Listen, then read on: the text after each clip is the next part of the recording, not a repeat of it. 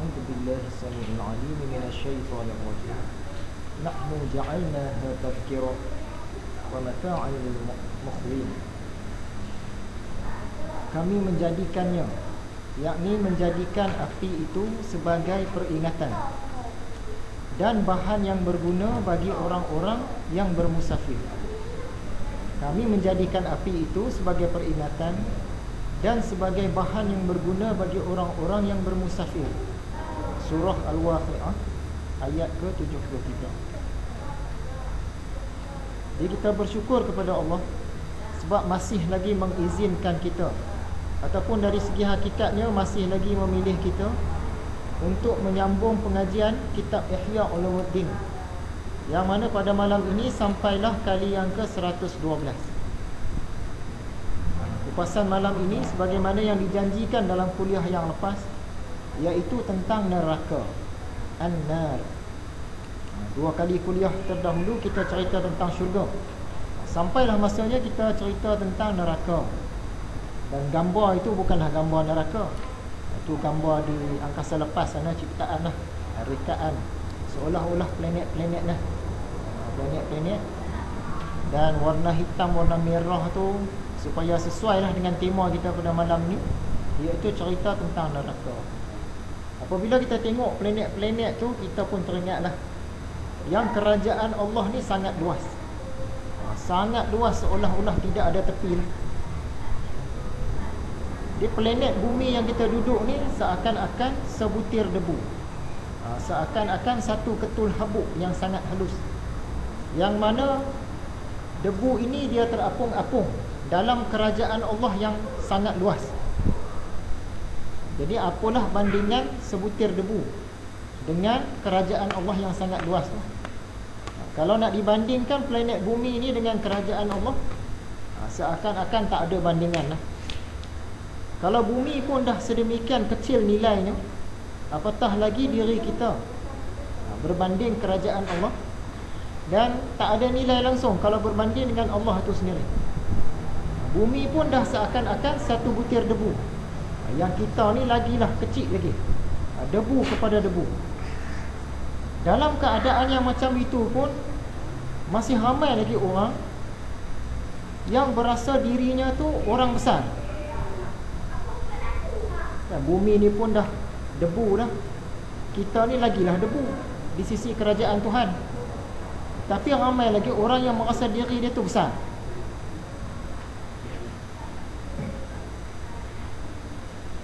Jadi apatah lagi kita yang ada serba sedikit ilmu hakikat, ilmu tasawuf ni, kita faham semua perbuatan kita, semua pekerjaan kita tidak lain adalah perbuatan dan pekerjaan Tuhan.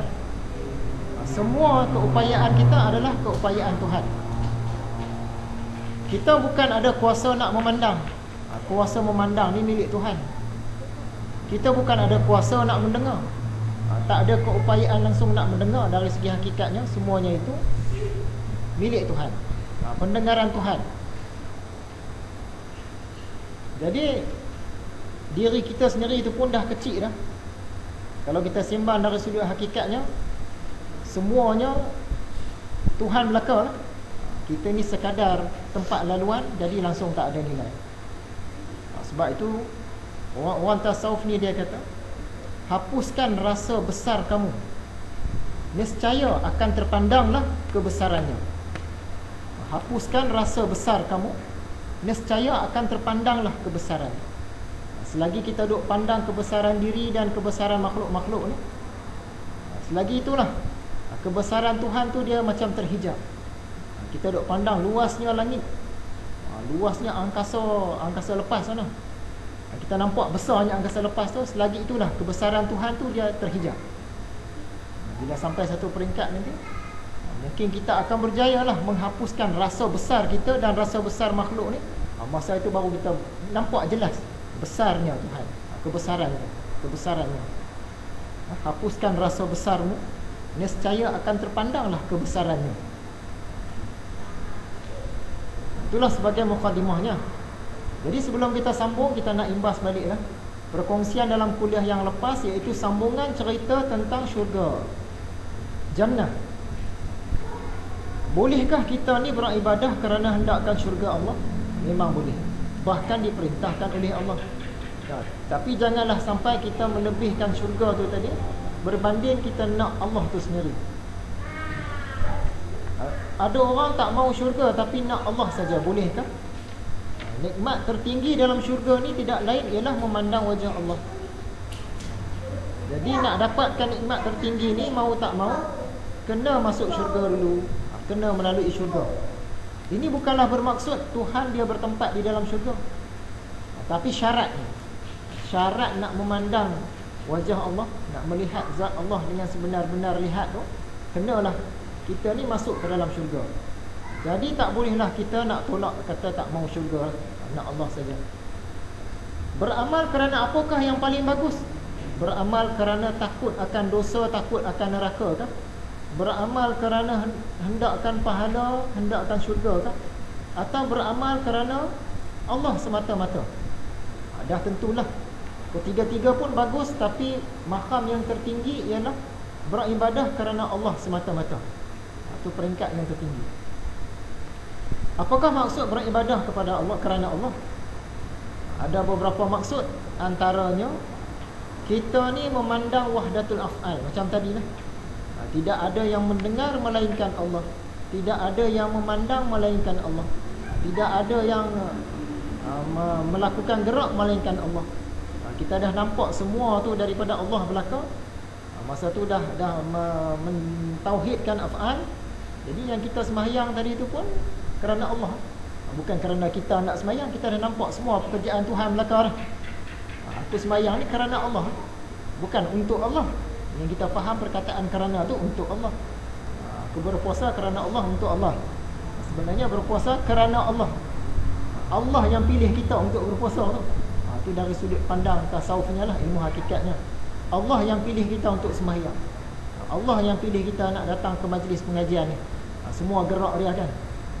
Dari segi hakikatnya, tanpa kita menolak syariat.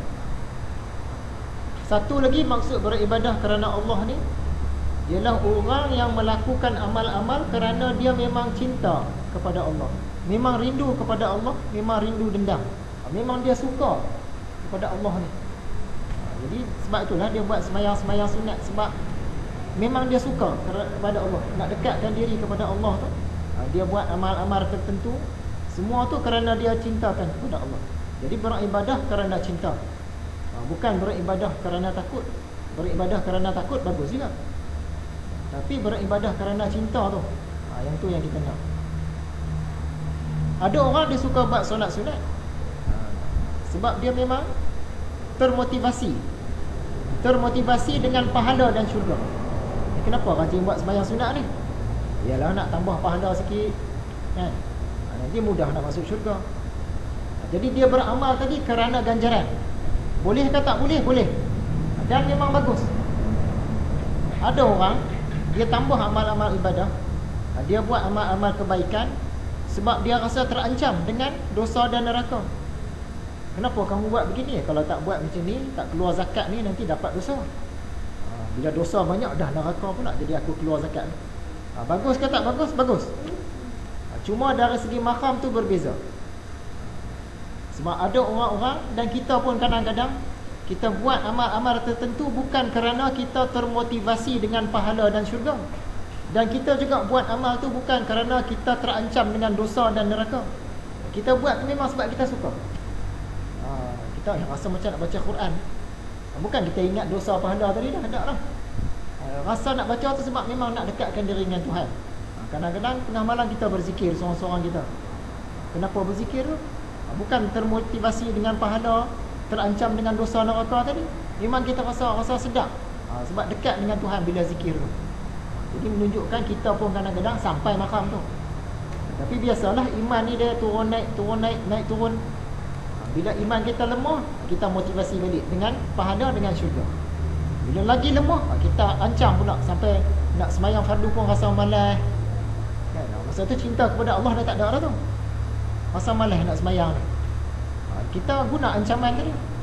Makam yang bawah tak apalah, jadilah. Sebab memang Tuhan suka. Kalau aku tak semayang nanti dosa, dosa neraka pula semayang. Kita orang kata apa, ancam. Bila kita ancam tu, kita sembahyang.